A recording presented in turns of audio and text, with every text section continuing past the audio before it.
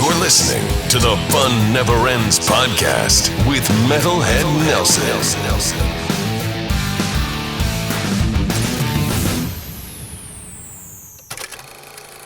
Hey, welcome to the Fun Never Ends podcast. I'm your Metalhead Nelson, and with me is Brutal Brett. Brutal Brett, how you doing? I'm doing pretty well, and I would like to extend a warm welcome to our guest today, actually. What's up? Yes, he's the guitarist, singer of Shoelace Express. It's a new band that he's got, and he's also the host of the Foo Bar Show, aka the banner that's right behind him. That's right. Jose, how you doing, man? Good, dude. Thanks for having me. It's been a minute. It's been too long, if you ask me. Yeah, What the hell's up with that? It's been quite some time since that last thing we did for the radio show. What did I do for a radio show? For my radio show, you and Steph did that whole thing, picked your songs and such. Oh, You right. remember Yeah, that was fun. Yeah. Man, that was what, a year ago? Months Jeez, earlier been that this long month, I already? remember. Yeah, something like that. Yeah, that was fun. Okay. So you got this new band now. How did that happen? And well, it's you, Charles, and a new guy named John. You guys are a three-piece that played 90s, 2000s, and you got original rock. We got so that's how we make our money. That when we go out and play like these 3-4 hour shows, and we incorporate a lot of like 90s 2000s, and try to make people dance. That's how we get paid to then go out and go to a studio to film music videos and that kind of thing. So that's kind of not a lot of bands use that model, but it's been working for us so far. We've got already 2 songs under our belts. And I mean, to answer your first question, how did this come about? I don't know. How much time you got? We got time. We got time. We got time. I mean, I'm not here to talk trash or throw anybody under the bus, but I mean, Charles and I got kicked out of the Fallen Electric, believe it or not. Oh, wow. Yeah. It's and Was it a difference kind of thing, or? I'd like to say, and that I feel that when a band says that, it's more or less of a cop out just to get people to shut up.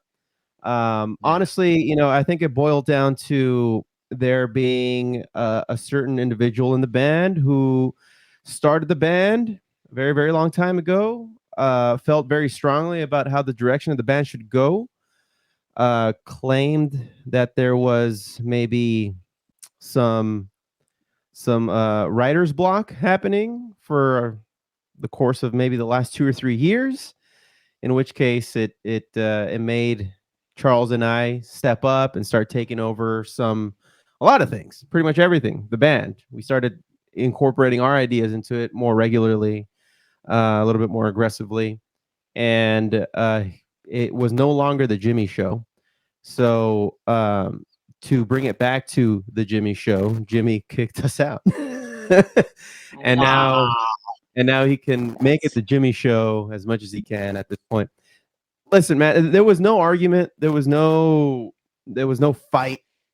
He pretty much just met with us a couple of times and expressed how he wasn't having fun anymore. And one of the ideas that we were implementing was that a lot of bands out there, a lot of bands that have crossed over and made it, have cut through to the other side and made it, they use the technology that's available to bands at that level. They use in-ear monitors, they use a click track, they use lights, sounds, backtracks, that kind of thing. And he wasn't about it. I mean, at first he was all about it because it was moving us forward. It was making us look a lot more professional, a lot more tight when we were live. And then all of a sudden he used that as the excuse for not having fun anymore in the band. And I'm leaving out a lot of more embarrassing sounding details. But if we're just gonna cut to the chase and kind of say what happened, when I tell people that we got kicked out of the band, everybody's pretty surprised because Shoelace Express got going a week later, and we hit the ground running. And the reason and the reason for that is because we've been prepared. You know, it's almost like we've been preparing for this very moment. you know, I was going to ask that if Shoelace Express songs, the originals at least, were just some of the scrap songs that you had been working on right. before getting kicked out. Yeah, it's funny Since you I ask saw the that. Instagram post about the start of the band as well. Yeah. Short answer, yes. In fact, I wrote those songs for the Fallen Electric. In the first sit down that was had with Charles and I, it was expressed. Excuse me. It was expressed that that he was under the opinion that those were not Fallen Electric songs. And I was like, oh shit, okay, all right. And at that point, when he said that, if I'm being honest, I already had a foot out the door. I was like, well, then what am I doing here if my contributions aren't being received in a way where they would be incorporated in the project, at large? So, um, so I said, okay, it was like a divorced couple. You get to keep the equipment. You keep the money, that the funds that are in the band fund, and all I want is my songs and a few pieces of equipment to at least keep the live show going the way we've been doing it. And when I say that, it was very civil and very calm. And dude, we smoked a joint after the fact. Like it was like not even a big deal. And I guess that's just because we're guys with, I like to think I don't have too much of an ego, where I'm an egomaniac and I'm just going to make a big stink out of it and then get somebody to hate me at the end of the whole thing. But I try to meet in the middle. I propose some alternatives to try to at least meet in the middle. But according to him, we were no longer a real rock band. We were robotic. We were other things that was baffling to Charles and I, just because of the fact that any band you go see at any arena, any kind of live professional setting, they're using these tools so that they can sound tight on stage. Oh, And definitely. and he just wasn't about it anymore for some reason. I'd like to think that there was somebody in his ear. He's an impressionable fellow. So somebody was probably telling him, hey, it's obvious that it's not your band anymore, because he wasn't doing anything with it. So we still have our drive. We still want to move forward, and that's exactly what we're doing.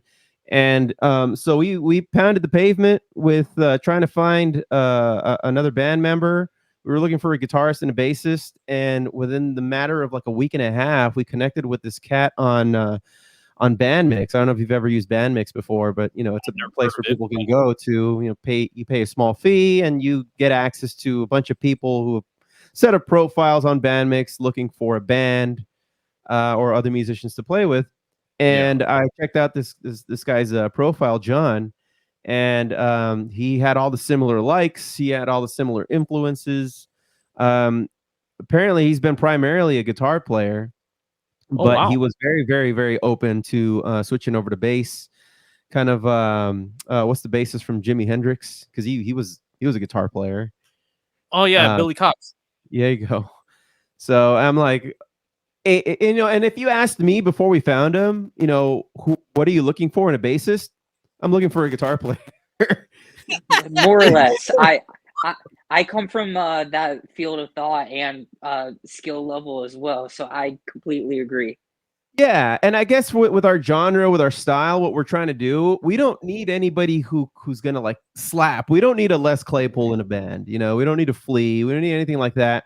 We're fine with somebody just using a pick. I mean, that's why they put pick guards on them, right? You can use a Oh, yeah. pick. A Mark Hoppus, if you will.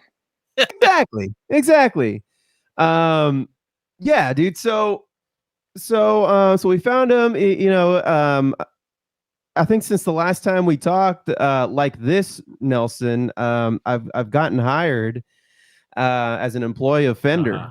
So I work over Wow. at Fender, and I'm super grateful. It's been a freaking ride working over there. Just kind of Yeah, you've been combining, able my to play professional life Fender for with my musician life. And twice a year, Fender throws this a band jam for their employees. It's kind of like, how like companies have company picnics and stuff like Yeah. that. Well, Fender throws a band jam where they invite everybody who works there to sign up and have their band play. And so I'm like, damn, because the Fallen Electric was supposed to play, but we sure enough we found a bassist, and we're like, dude, you think you can learn 5 songs in like 2 weeks? And he's like, yeah, and he did. And we Like played cake. it, and it was Jesus. fun, and we got drunk, and it was awesome. And yeah, dude. So like, can you imagine your first show opening up for the CEO of Fender, like, and his cover God band? damn. It was awesome. Wow. It was awesome. So That is it was badass. amazing. I was at a local brewery here in Corona, Skyland, and that we set up a special stage, and it was dope, dude. It was an experience. I can't imagine what it was like for John as his first show with He's us. probably like, you should have having fun. I'm nervous at the same time. God, Yeah, we were all a little nervous. I mean, I'm playing in front of my coworkers. They're playing in front of people they've never met before, and knowingly, they're all musicians working at Fender to some capacity. So, so that's been cool. And like I said earlier, one of the ways that we make money to fund marketing, recording, etc., is by playing these 3-4 hour shows at certain venues, pubs, restaurants, what have you, whoever would pay us. And Speaking of, you guys got a gig coming up this Saturday, November 4th. September's in Rancho, starts at 7:30. Be there, be square, and it's free. It's free. You just show up, grab yourself a table, order some food, get some drinks, keep them coming. And yeah, man. So one of the things that we do is we throw visuals up. Like, we actually have TV monitors hanging from each of the PA systems on either side of the Holy shit. stage. If they have That's TVs awesome. hanging on the walls, one thing that really grinded my gears was, if you're trying to play like a bar or a pub or a venue anywhere really, and they keep the freaking TVs on, Yeah. that to me is so disrespectful to the band playing on stage. I've been to venues that are like that, bars that are like that. They'll have the Yeah. football game on. They will not turn it off. If it's Yeah. Sunday, and there's the NFL games going on, it's staying on. Yeah. So don't book a band on a Sunday then. You know what I mean? Oh, amen to that. That from your mouth to their ears and their wallets in that case. Well, and so what I've done is I've just taken over their TVs that are hanging off the wall, and I'm plugging in HDMI's into them, and I'm incorporating our visuals all throughout. I'm pretty much taking over our stage corner with our visuals, and it helps, man. It helps people focus on what's happening on stage rather than the football game. Now, if they want to turn around and watch the football game, by all means, watch the football game. You got another TV over there. But if you're here to watch the band, you're going to focus on the band. For all the bar owners out there that are listening, it's disrespectful, man. Turn the freaking TV off, or manage, find a way to get the band's logo on that screen in the meantime. I don't know, man. It's just one of those things that really, really ticks me off. But so we do that. I have a QR code going on the screen too. People can scan it, leave us a digital tip, that kind of thing. Things to get creative to try to really fund our dream here. And we have to make new sacrifices. We don't have a band vehicle anymore, and that's where the name comes from, by the way. Shoelace Express. I don't know. Have you ever heard the term Shoelace Express, Nelson? No, I haven't. Brett, No? what about you? No, I was going to ask about the origin because in searching for the just Shoelace Express in general, all that came up was like just different brands of shoelaces, obviously. So I was just like, what? There might actually be a store called the Shoelaces Express. Yeah, I think. Mm. Me and Brett went to this thing. It was the OC Vibe Guitar Festival, and we were like talking about shoegaze. And when I saw Shoelace Express, I'm like, shoelace. Oh, that rhymes with shoegaze, but not the same thing. No. So Shoelace Express, like when your car breaks down, you're like, oh well, shit. Now I got to go take the Shoelace Express to work. Oh, yeah. Damn So it. when we got kicked out of the band, and we got kicked out of the band van, we're just like, well, I guess we got to use the Shoelace Express. And sure enough, that became the band name. So, and here we are. That's a very Blink 182 pop punk, like Sum 41 origin, if you Think will. so? I mean, to me, because it's always like a joke that you have to be really like just in on. And Yeah. once you break it down, like Sum 41, Blink 182, or shit, there's other band names or like Sex Pistols. Sex Pistols means dick. And Yeah, it took it me does, until this totally. year to realize. Never mind the Bullocks. We're the Sex Pistols. It took me till I was in my 30s to realize that it means dick. And I was just like, how did I was just like, oh yeah, that's just a sick name. Yeah. Or what is it? King Missile. They're the band that plays the detachable penis. King Missile is a penis. You got other bands that really kind of dick around with their names. Pardon the pun. Yeah, no. Yeah. So, man, So that's the funny. saga, man. That's the journey that we've been through for the last, I want to say, month and a week now. So 5 weeks have gone by quite quickly. And it's like nothing happened. Matter of fact, if you ask me, the band's better off for it, I think. Now we're having our growing pains right now. Like I was gonna say, with these 3-4 hour shows, our new bassist John, he's not caught up with all 3-4 hours. I mean, he just joined the band a handful of weeks ago, so he's picking up things rather quickly though. So he come 2024, he's gonna be ready. But for now, it's just Charles and myself with some backtracks and lights and visuals, and we're just up there having a good time, man. And people could tell, and people are coming up and saying, man, how are the two of you making all that noise and really kind of making things shine? So I'm pretty happy about it. We're heading in the right direction. And if Jimmy has anything to say about it, this sounds nothing like the Fallen Electric. No, it doesn't. What does he think about what does he think about producers then? Since you said that you've been trying to use more of like the technology that exists, what are your opinions on producers and his in regards to having their say in songs if he didn't like the intellectual property being taken away from him? Well, that's funny and a little ironic because he's no stranger to using ghostwriters in the songs that he's written. What?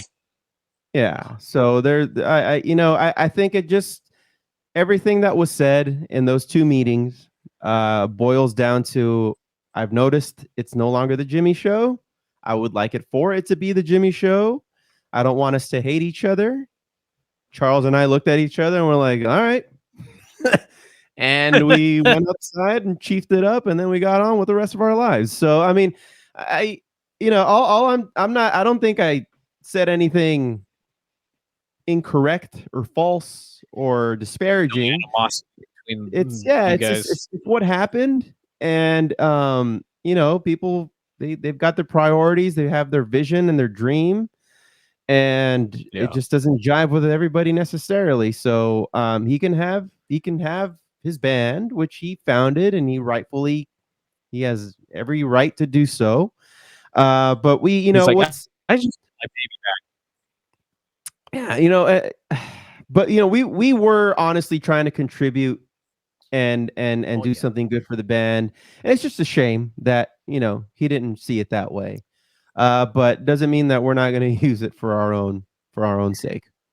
Oh yeah, you gotta use it for your own. You wrote it. I mean, come on. Yeah. So, speaking of wrote, would you like to premiere one of the songs? Sure, man. Which one do you got queued up there first? I've got both of them. You call it, and I premiere it. Well, the first one we can play is Nothing to Lose. I wrote this song actually, like back in like 2008. It's been in my back pocket for like 15 years. I actually wrote it for one of my first bands way back when, called The Bar Show. And as we were more or less, I guess, ending that band, I was coming up with this song, and I thought it was good. Where at some point in the future, if I join another band, I can introduce it. Unfortunately, when I did, we got kicked out of the band. So, but anyway. Maybe it's too good.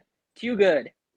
Well, I appreciate that, but I wish you saw it that way, or maybe not. Maybe now it's being used the way it was supposed to be used. And yeah, man, I hope you enjoy it. Go ahead and play it, dude. Here is Nothing to Lose.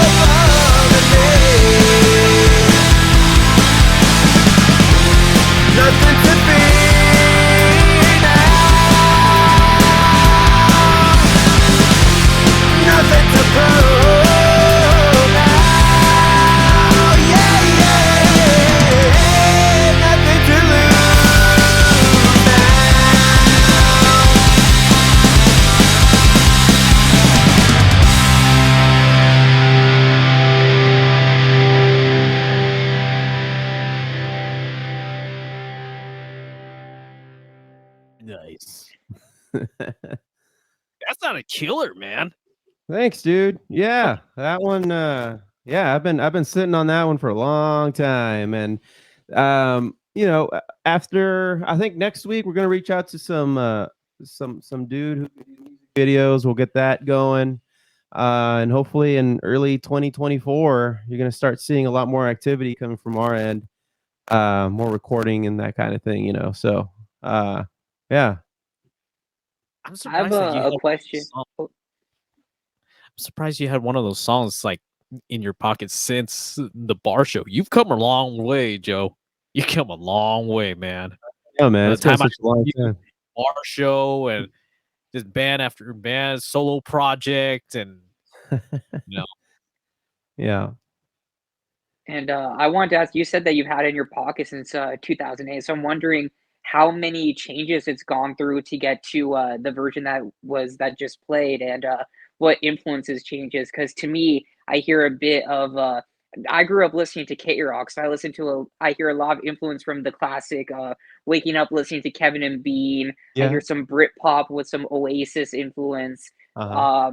Maybe some classic California bands. Somewhat Red Hot Chili Peppers, maybe some Green Day in there as well. But Yeah. just want to hear the experience of from 2008 to being premiered just now. Yeah, it's funny you ask because when I first wrote it in 2008, when my old band, the Bar Show, was breaking up, I'm just like, I'm just gonna start this like a folky kind of project. So at first, it was like a very Americana folky type of song, a lot slower.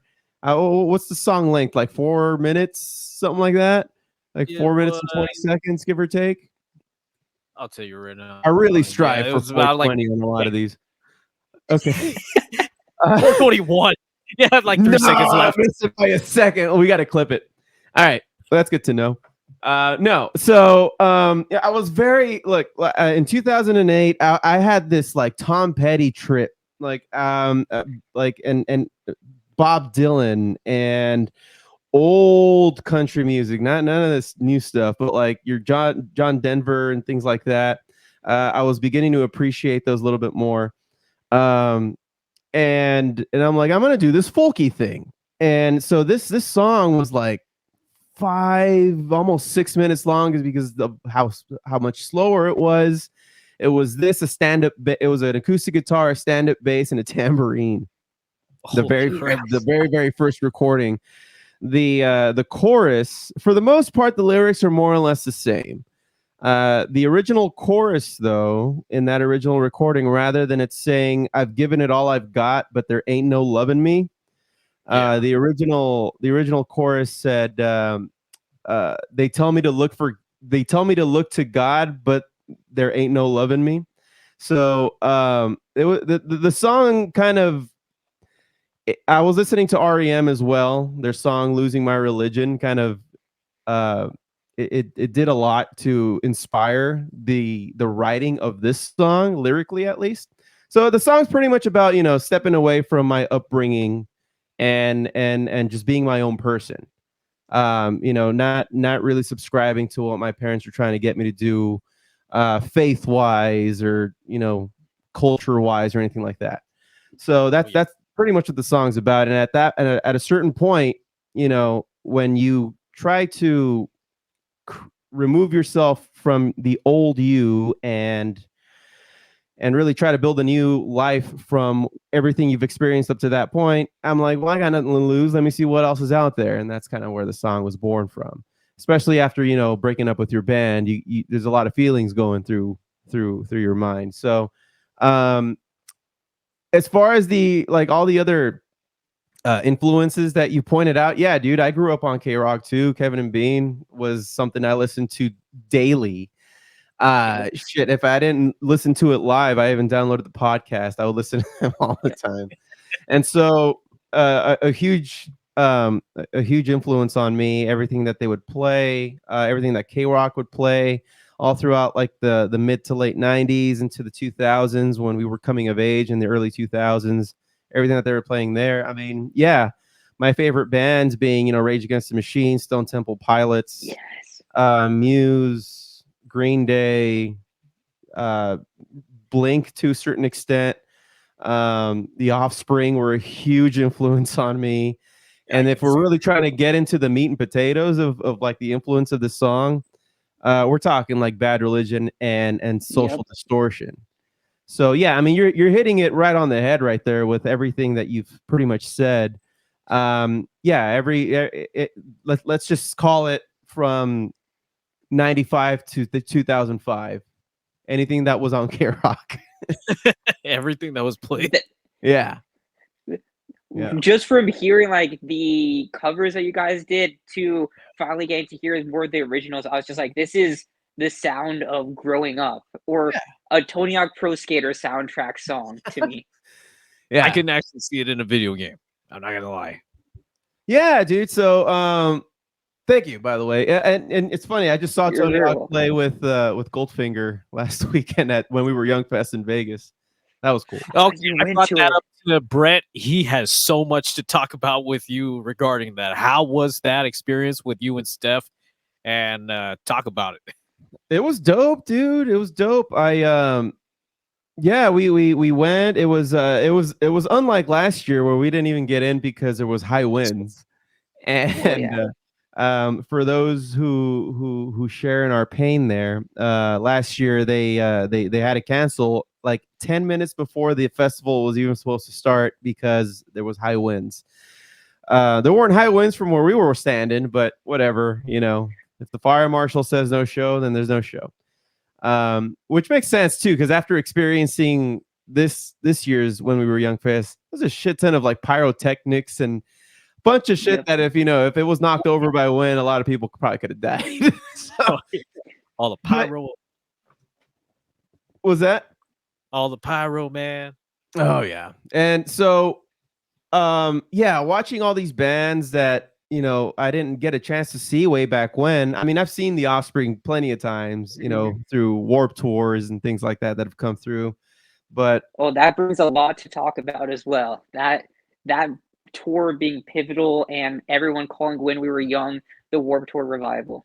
It gave you the same vibes. Walking in, it felt like I was walking into the Pomona Fairplex all over again in 2002. Sneaking in and watching MXPX all over again. And it's absolutely those vibes. And they did an outstanding job in recreating that. I mean, they gave it a facelift. It's 2023, for God's sakes. I would hope that there's something new about it, but the vibe itself was awesome. And one thing that helped was that everybody was like in their early to mid 30s, and we're all just kind of there re-experiencing what we used to go through 20 years ago. Throwback. Yeah. Literally. Yeah. Was it? I saw that you were there both days, correct? No, just for Saturday. But both days were identical. So, I mean, if we were going to do both days, it's because maybe we missed a band that was playing while we were watching another. From what I saw, it looked like Avril Lavigne got invited on stage to play with Sum 41 since she's married to the guy anyway. No, actually, she came on with All Time Low. Thank you. Was it All Time Low? Yeah, they brought her up. And no, you're thinking of her drummer, Maud's son. She was with him for a while, and then broke up with him, and was recently dating some other cat, a rapper. Tyga, I think. Yeah, that was weird. And she was with Chad Kroeger and Nickelback as well. Well, yeah, they're Canadian. I could see that. That's how she reminded him, huh? Yeah, they went to all the Maple Leaf meetings and all that. Probably. I was going to ask, between the lineups of last year's and this year, which do you think was stronger? I have my own personal opinion that last year was stronger, just based off of, I guess, the more emo bands that were on it, the more pop punky. Whereas this one was definitely more like the Tony Hawk era. Yeah. But what's your opinion? Yeah, I was excited. I was equally excited for both. Now I'll never be able to speak to last year's because it was canceled while we were there, while we were walking there, taking the Shoelace Express to the venue. Um, but I was very, very upset that I was not going to be able to see Thrice and Paramore and a bunch of the bands that were slated to play that day. I was very, very upset. But what are you going to do? So, and I'll tell you what I did. I manufactured some T-shirts that said "When we were fucked," and I sold them, and a lot of people bought them. Oh, And that helped fund the tickets for this year. So that was cool. How many fucking did you print? genius. Huh? How many did you print? And how much did you sell them for? I won't Well, ask. I was using TeePublic, so it was kind of like made to order, so I didn't have to buy like a Oh, so bulk like and then get spring. stuck with So Okay. I think I ended up selling like just short of 100. Not bad. Fuck. Yeah, Not bad at all. yeah. I sold quite a bit. I was going in all the Facebook groups and just seeing where there was angry people talking about how they couldn't see when we were young, 2022, and I would just kind of put my pitch out there as like, hey guys, I got some T-shirts if you're down, and it was like, no fucking way, and then they would buy one, or at least one person would. That's fucking genius. Yeah, it was fun, but yeah, dude, I had an awesome time. It's crazy how back in high school in the early 2000s, you don't really appreciate bands like Blink.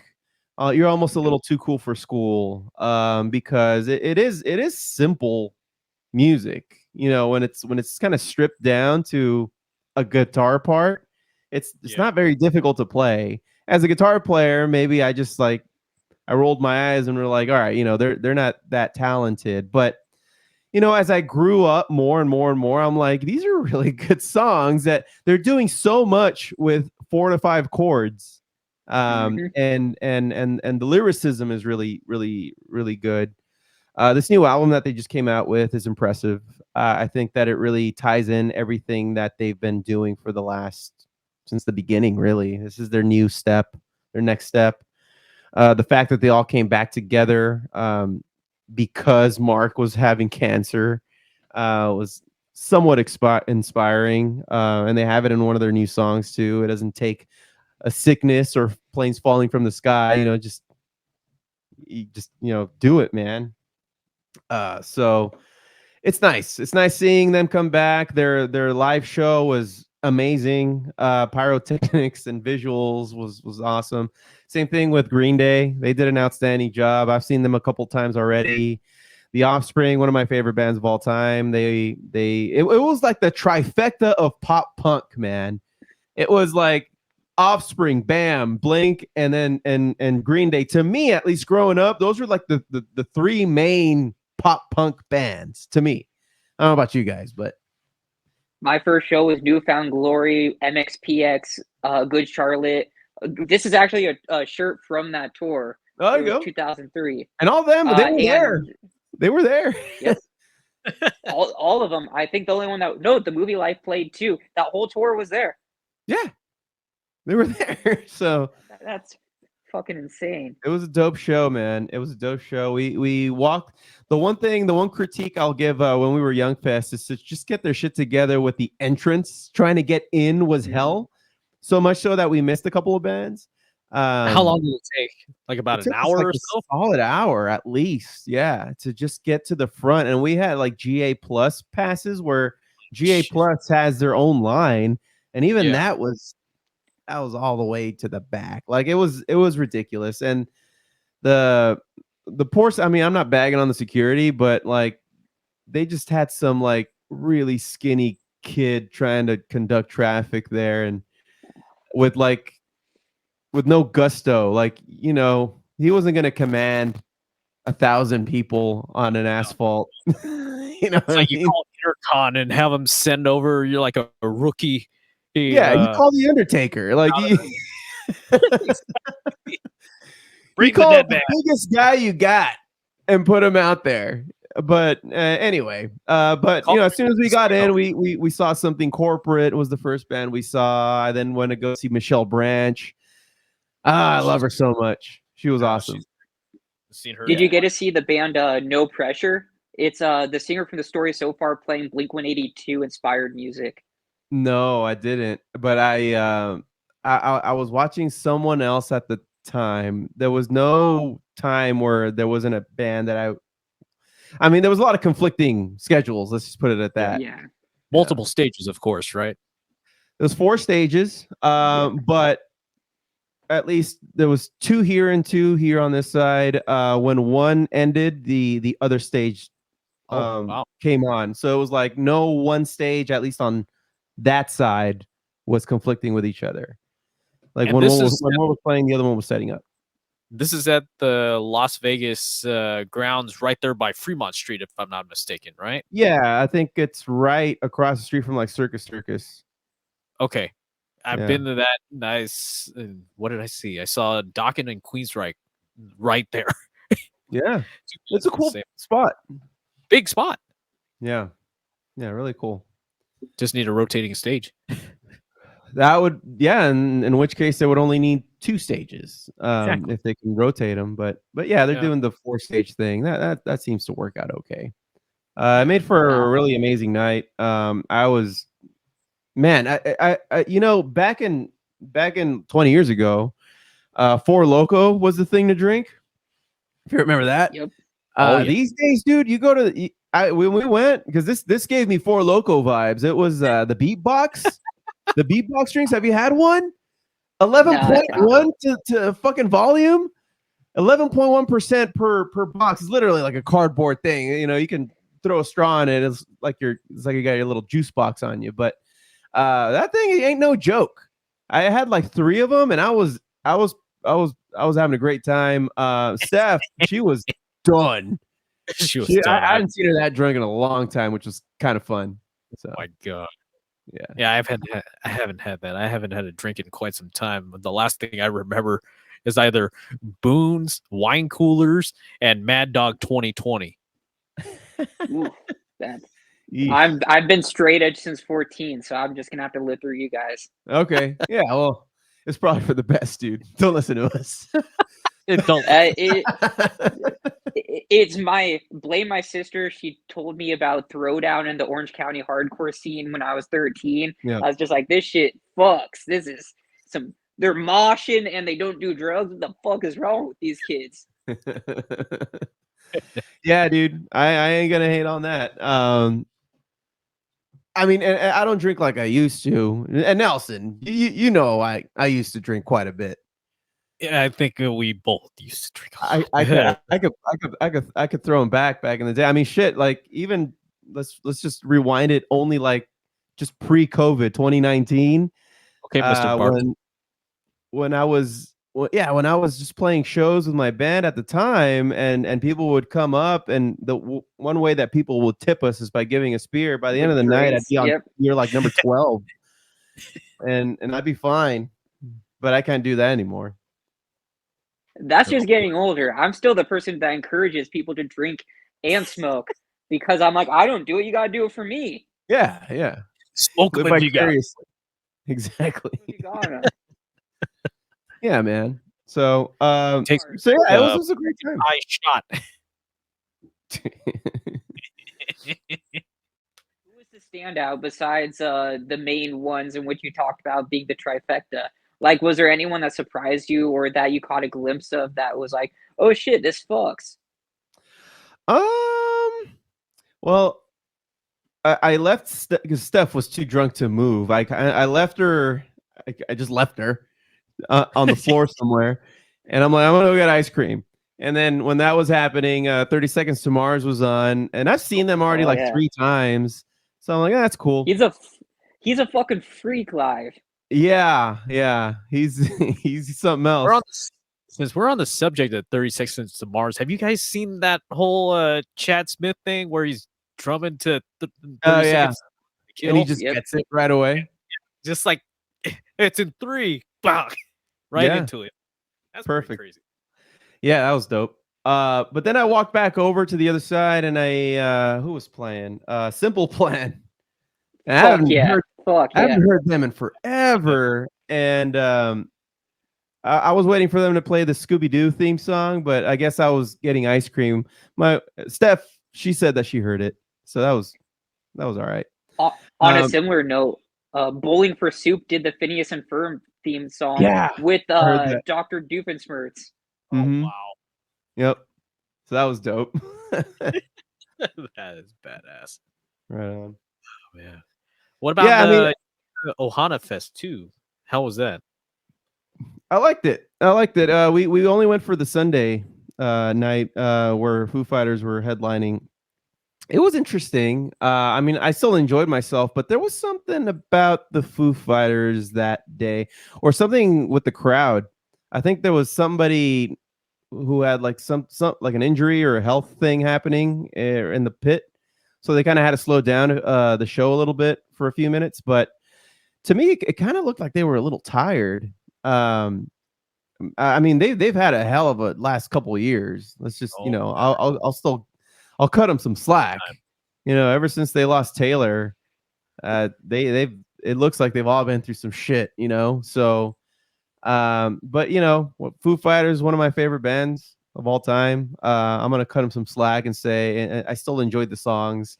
One thing that Dave did while he was waiting for, I guess, the person in the pit to get their feet under him, I guess. I don't know what was happening. Was that he started playing Stairway to Heaven? I don't know if you saw that online or anything like that, but I'm like, hey, this is actually pretty good. Like, he was getting pretty far into the song too. I was like, oh shit. But it was good. You can play. You can play just about anything.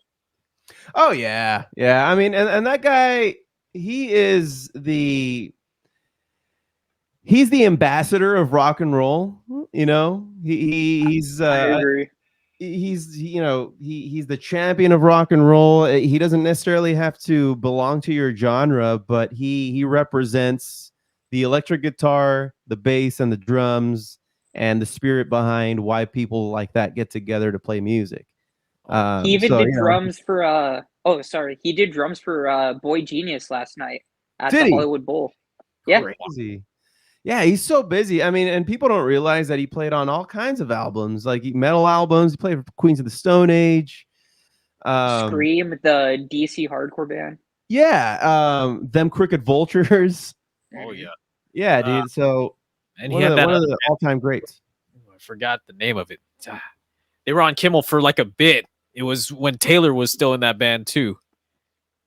Oh, the metal thing that they did for the movie. Heavy metal. There we go. Mm-hmm. Mm-hmm. Yeah. Got to see that it was Vegas. Great. That was pretty cool. Yeah. Nothing like hearing Taylor. I like the setting too, because Ohana Fest, right behind you is the ocean, and so at other locations, you get when if you're in the middle of the desert like Coachella, you come back home and you're just covered in dust and mud and everything like that. So it's nice to be at the beach. Oh yeah. Yeah. I'll be you can't going to a festival at Dodger Stadium next week, and I'll be at Camp Flogna, Tyler the Creator's Festival. The most weird lineup, but it's appealing to that regard. Mm-hmm. Yeah, dude, it's I imagine it's gonna be a fun time. I don't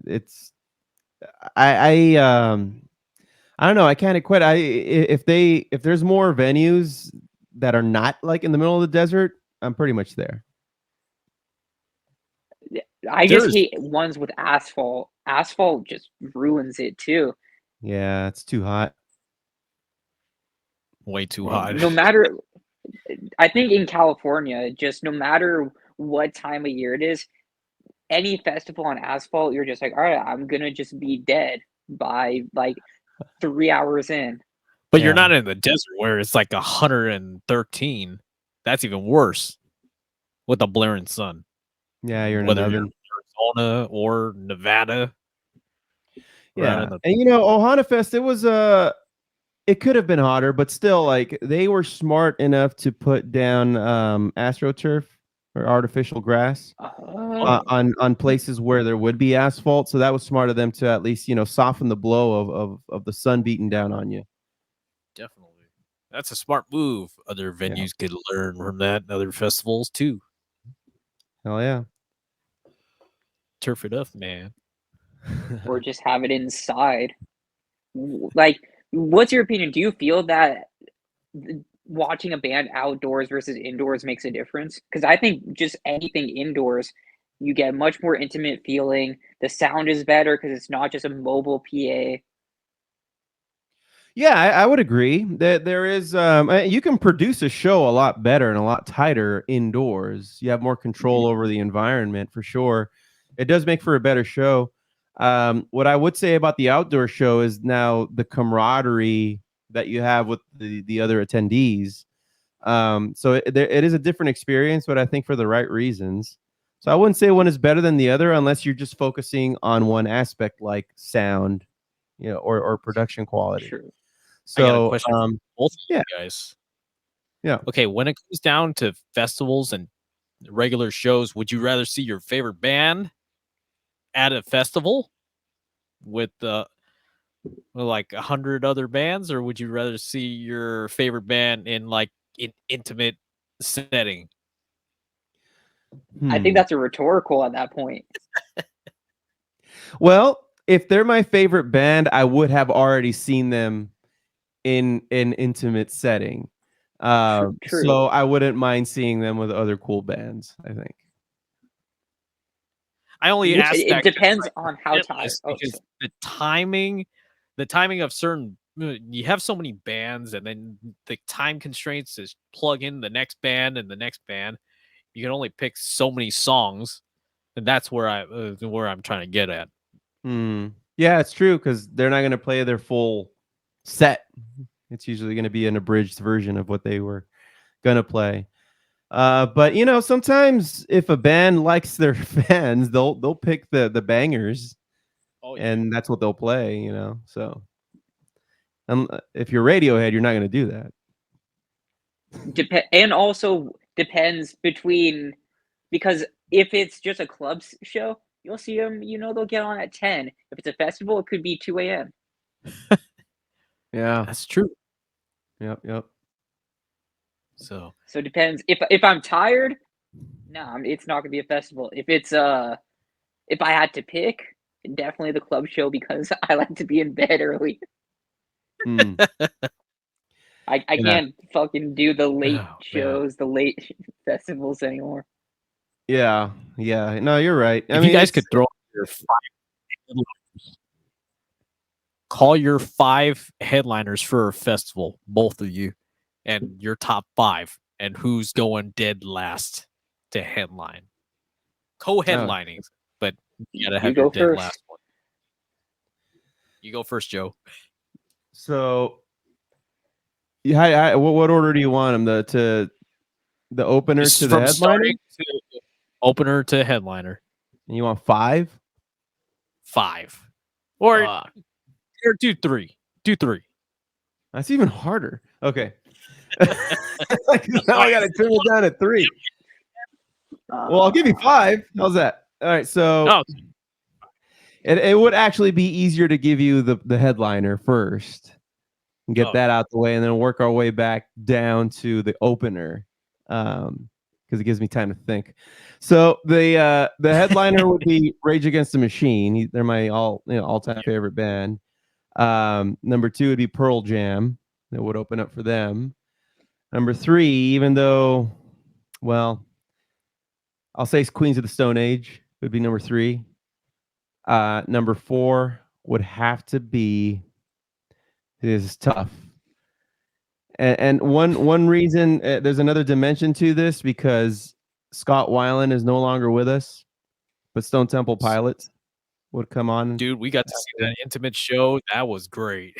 Yeah, but it wasn't with Scott. Yeah. Last time I saw Stone Temple Pilots with Scott Weiland was at the Hollywood Bowl, which was an amazing show. I believe it. And number 5, that's difficult. I mean, you got Muse. That's a band I could pick. Bad Religion. So I mean, in terms of what has influenced me the most, I'd probably say Bad Religion. Yeah. Yeah. I feel that. Yeah. What about What you, about Brett? you? Opening would be 100 gex because it would make people be like, "What the fuck is this?" Do you know of 100 gex? I've heard of them. They I don't know are too many of their things. well, for one, they have songs about a stupid horse. That's literally a song. A frog on the floor. They have a song about getting your tooth removed, and it's ska Yeah. with auto tune. Wow. And they opened for Boy Genius yesterday, but I've seen them on their own. I didn't go yesterday. My sister did, but so it would be them opening. Then the next band, I'd want it to be something heavy, so it would be Slayer There you go. to keep people on their toes. Then it would be My Bloody Valentine to just blow out eardrums. Yep. And then it would be Oasis. People would be like, "What the fuck? There's an Oasis reunion." Yeah, that alone is amazing. Then it would be Wu-Tang Clan Oh, because shit. that doesn't make sense. Why would Wu-Tang go after Oasis? Yeah. And then the headliner would be Misfits. The Misfits. Danzig. Oh fuck. Right And on. then partway through it would be Danzig just doing his Elvis stuff because it's horrible. I actually have that playlist on my Spotify. Danzig does Elvis. I'm all shook up. And then the encore would be him making you watch his horror movies that are just basically snuff films. Pretty much. Yeah. Good top 5, guys. Yeah. I don't know if mine's a top 5 or torture. A combo. Oh. Like, it's good on paper, but when you're there, you're just like, why am I doing this? You're like, I came into this ironically, and now I'm just stuck here. I want to have that kind of power to do things where you subject people to music that doesn't make sense. That's Yeah. one of my favorite things. The It's rest like, of us do now that drugs. you've Exactly. But I do have a question. As a fan of Rage Against the Machine, do you listen to Zach's early stuff in like Hard Stance? He was the guitarist. They were an old OC straight edge hardcore band, and Yeah. Inside Out. Yeah. Inside Out, mostly. Yeah. Inside Out was No, dope. No Spiritual Surrender is one of the greatest songs ever written. Yeah. It's I mean, the guy's a lyrical master, and what he did with Rage Against the Machine, where he blended punk, hip hop, and even, I mean, to an extent, slam poetry to give us what we got. Fucking genius, dude. And just the amount of bands and different artists that they've toured with throughout the years, and now him somehow just being in Run the Jewels doesn't make any sense. Yeah, he's like a feature. He just walks out and does. Yeah, it's amazing. I love Run the Jewels as much as anyone does. I'm probably as much into hip hop as I am into rock. But just to hear him do more of the hip hop stuff than like him just belching like "fuck you, I won't do what you tell me," it doesn't hit as hard. Yeah, you're right. Not on guitar, man. Yeah, that guy's out of control. He's one of the nicest guys you can meet too. I met him a couple times already, and yeah, he's dope. He's a really good guy. Have you met Zach yet? I met Zach accidentally. That's the only way to meet him, I feel. That, I think, let's see, the year was 2007. A friend of mine and I caught wind that he was going to be playing at the Los Angeles Natural History Museum with a Mexican folk band. And we're like, yeah, let's go. Like, we'll go look at some dinosaur bones and catch Zach De La Rocha, like, freaking rock out with a Mexican folk band. And we get there pretty early, and we're just like, by then, the last image of Zach that we had gotten was him and his long ass dreads. Yeah. But his face is, you can recognize his face if you're a fan. And so I bump my friend. I'm just like, is that who I think it is? The guy smoking a cigarette by the stairs with a big ass fro. And we get a little closer, and he notices that we're noticing him, and he's like, and he's like, "What's up, guys?" And we're like, "Zach, dude, what's up, man? What have you been up to since Rage broke up?"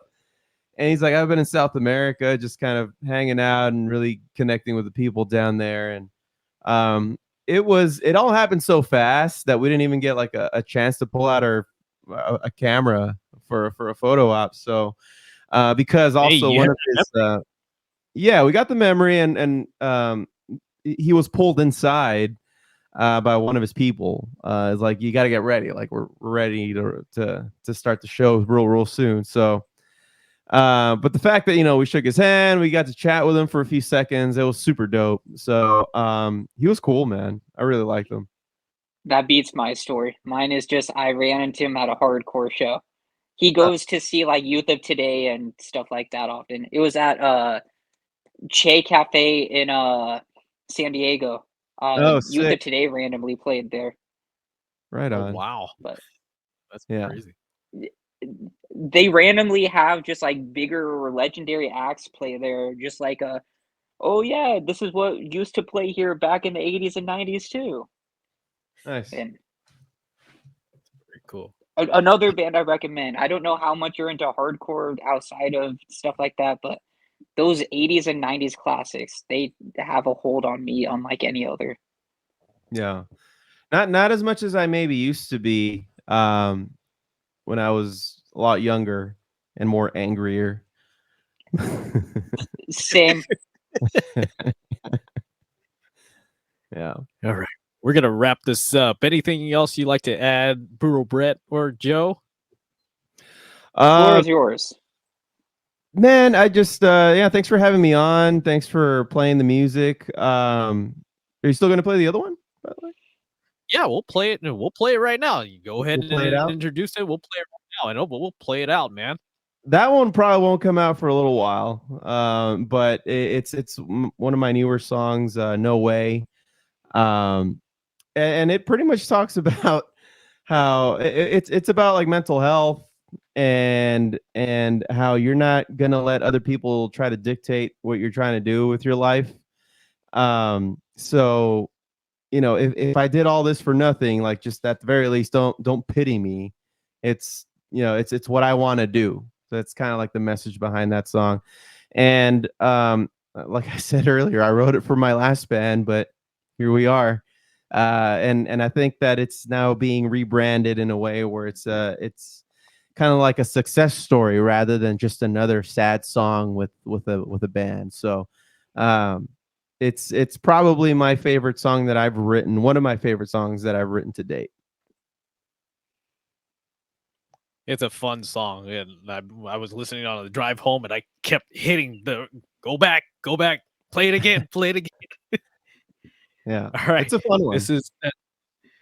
I want to thank Joe for being on here. Go catch him this Saturday at September's in Rancho Cucamonga, 7:30 start time. It is a 21 plus entrance. Buy food, buy drinks, do whatever, but leave them a tip. Leave them some food too. Yeah, I mean, buy some drinks, buy some food, and actually, it's all ages. So bring the fam, I guess. Oh. Yeah, it's all ages.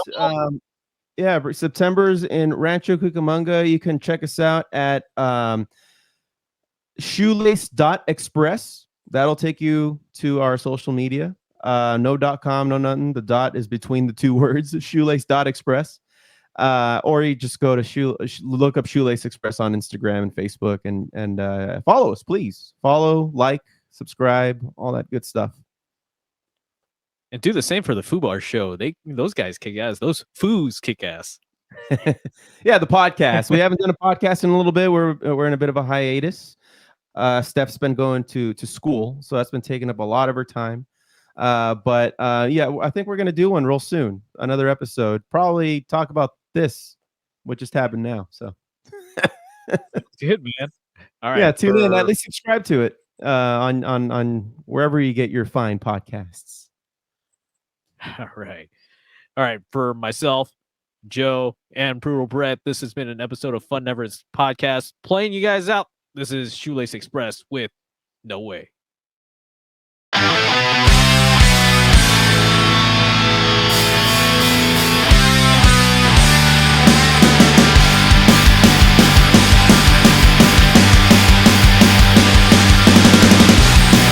Get a grip on me, 'cause I'm ready to go.